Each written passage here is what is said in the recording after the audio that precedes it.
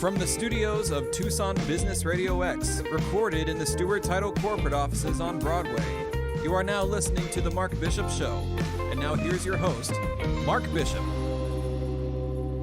Well, it's been a topic of discussion lately. What is the impact of the Supreme Court decision in striking down abortion restrictions? In a recent decision, the Supreme Court struck down a Louisiana law designed to shut down abortion clinics, meaning states cannot enact abortion restrictions under the guise of patient safety and health, and clinics in Louisiana can stay open. But this ruling is just the beginning. The legal right to abortion is the floor, not the ceiling. Advocates are mobilizing to ensure everyone has the abortion care they need in their communities and end the restrictions that push care out of reach, even with the right to abortion in place. Oriaku Njoku is a national expert on abortion access and co-director of Access Reproductive Care Southeast, which provides funding and logistical support for Georgians and women across the region who cannot afford to pay for their abortion care. She is a national expert on abortion access and the impact of restrictions on black women and communities of color, and serves on the board of the National Network of Abortion Funds and Repro Action. Welcome, Oriaku. Thank you for having me, Mark. Well, this decision comes amid a global pandemic that also disproportionately impacts communities of color, including black women, Oriaku. Right. Yeah, I mean, what we know about COVID-19 is, it's absolutely disproportionately impacting those who are already failed by our healthcare system, and people who are struggling to make ends meet, which includes people in rural communities, Black and brown folks and indigenous folks, people living in urban areas as well. I mean, it's impacting so many people, and those same people who are feeling the brunt of restrictions on healthcare are also feeling the brunt of restrictions around abortion or restrictions around being able to access an abortion they may want or need. Well, last year saw an unprecedented wave of abortion bans passed in the South and Midwest. What does this decision mean for women's access to abortion care in this country? Yeah, I mean, one of the main, takeaways from this is that, the courts absolutely did what they were supposed to do by upholding past decisions, but at the same time, a recognition that courts and politicians do not decide our destiny. There's so much work on the ground that needs to be done through using our voices, through making sure people's material conditions are being met. And then also doing things like voting to make sure that, we're not here in another 4 years having the same conversation about being able to self-determine what is best, not only for ourselves, but for our families.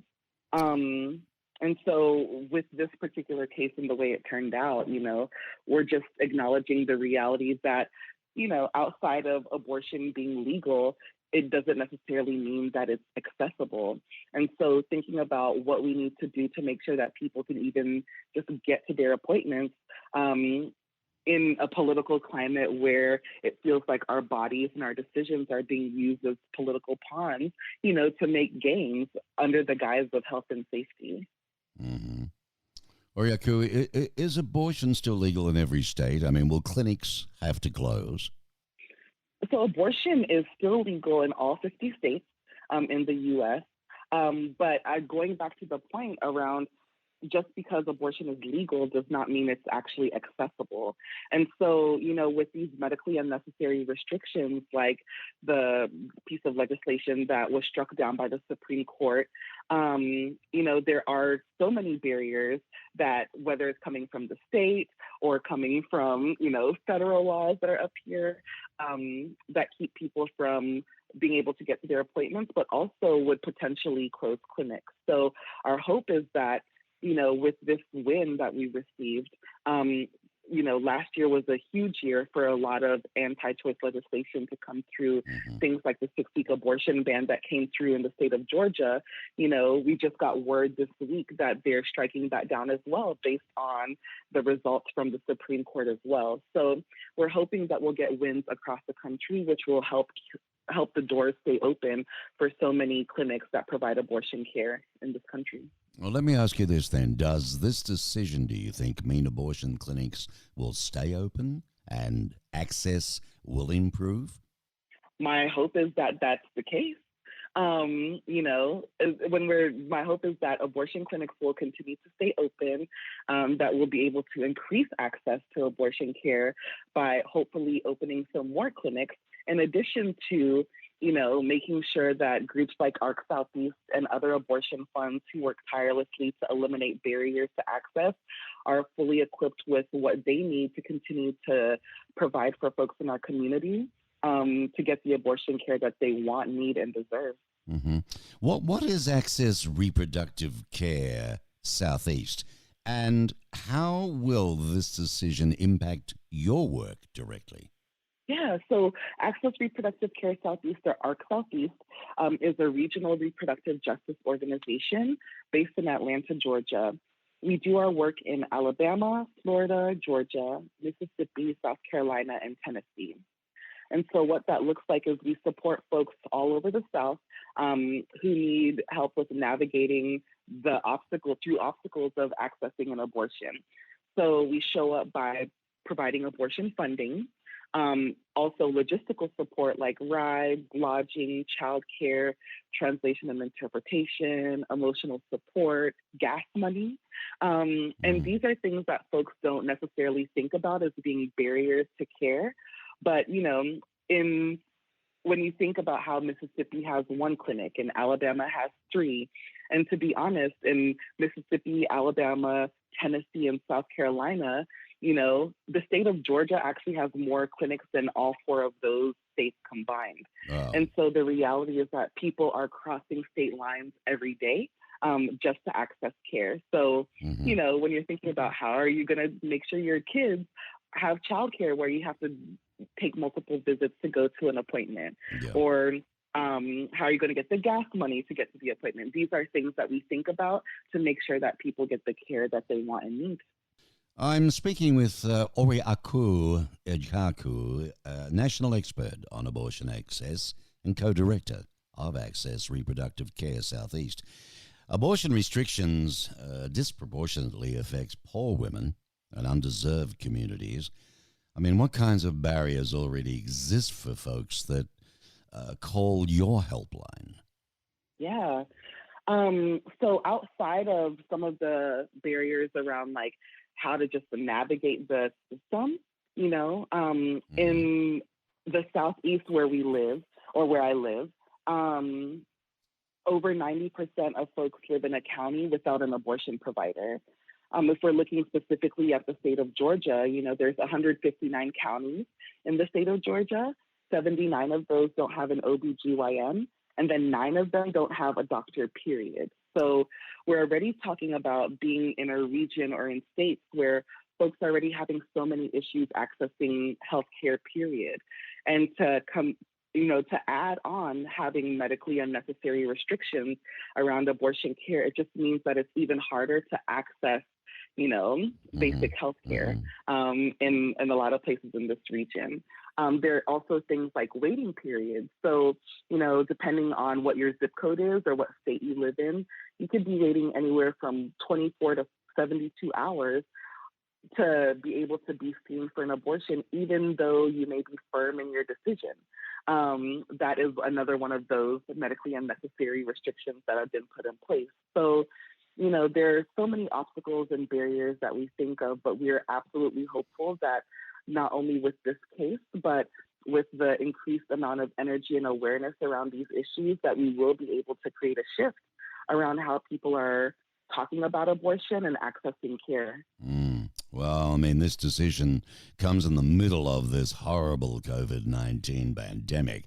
How is this affecting abortion care overall right now? Yeah, I mean, with COVID-19 being present, we know that folks are already disproportionately impacted by our failed healthcare system. And folks are already struggling to make ends meet. And those folks are Black and brown folks, people in rural communities, all sorts of people who we live with and love with and care about every day. And those same people are also experiencing the brunt of restrictions on healthcare, are also experiencing those restrictions when trying to access an abortion. And so the really tough thing right now is just recognizing that we live in a country where there are some politicians that are using this global healthcare crisis to ban abortion care, which is actually increasing healthcare risk to people by causing them harm, by having to do more medical visits in a time where we're supposed to be socially isolating, by having to travel out of state for abortion care. And, yeah, that's not helping, is it? Yeah. It's not at all, and in this moment where people are struggling to get an abortion on top of being overburdened by healthcare systems, job loss, food insecurity, no childcare options, dealing with sick loved ones in the midst of uprisings as well. I mean, it's so much to think about as far as all of the barriers that are compounded and exacerbated, especially in the midst of a global pandemic. Well, let me ask you this. Where can my listeners go for more information and be able to read up on this topic? Yeah, so if you want to learn more about the work that's happening in the Southeast, you can visit arc-southeast.org to learn more about our organization. Otherwise, we're part of a network of nearly 80 abortion funds all across the country doing this exact same sort of work. And folks can go to abortionfunds.org to learn more ways of how to plug in locally, to make a contribution to folks who live in their communities and figure out how to make reproductive justice a reality in our lifetimes for folks. So, in closing, what can people do to get involved if they want to support your efforts? Yeah, I mean, we're an abortion fund, so we're always trying to fundraise to make sure that we do have those funds to be able to eliminate the financial barriers. There's so many volunteer opportunities, not only by providing logistical support, but, writing letters, figuring out, going to state houses when it's okay to be outside again. So many, just having conversations at their kitchen tables about what this means for people to be able to access abortion care. So there's lots of things that folks can do, but definitely visiting the abortionfunds.org website will help channel people in ways that are really specific to their state or region. Well, I was speaking with national expert on abortion access and co-director of Access Reproductive Care in the Southeast. Thank you, Oriaku. It's been a pleasure speaking with you, and I wish you well. Such a pleasure. Thank you so much. Okay, you take care. Well, when you look at it, everybody, since 2011, the states have passed more than 400 laws restricting abortion, forcing clinics to close and placing medically, unnecessary barriers in front of people seeking care. In the eyes of some, last year saw an unprecedented wave of abortion bans passed in the South and Midwest. But in 2019, an estimated 29 independent abortion clinics were forced to shut down, while 136 have shuttered since 2014. The impact of abortion restrictions falls hardest on people struggling financially, especially women of color, young people, rural and immigrant communities, and of course, the LGBTQ individual. This is the Mark Bishop Show.